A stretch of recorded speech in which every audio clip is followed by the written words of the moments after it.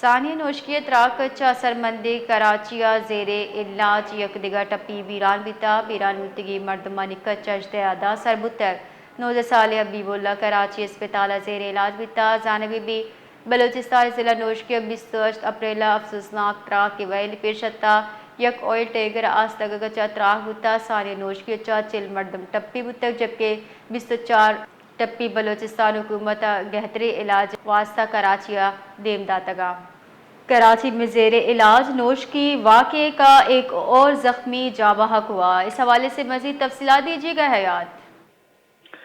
جی بالکل، دیکھیں یہ بلوچستان کے علاقے نوشکی میں جو ایک افسوسناک واقعہ 18 اپریل کو آئل ٹینکر میں دھماکہ ہوا تھا، تو اس حادثے میں 40 افراد جھلس کر زخمی ہوئے تھے۔ ان میں 24 شدید زخمیوں کو بہتر طبی سہولیات کے لیے بلوچستان حکومت نے کراچی منتقل کیے گئے تھے۔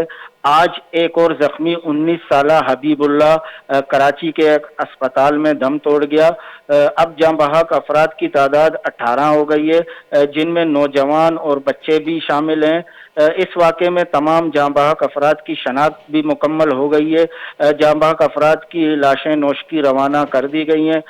واضح رہے کہ یہ واقعہ اس وقت رونما ہوا جب آئل ٹینکر میں ویلڈنگ کے دوران آگ بھڑک اٹھی تھی، جس کے بعد ٹینکر کو ایک کھلے میدان میں منتقل کیا گیا تھا۔ جی بہت بہت شکریہ۔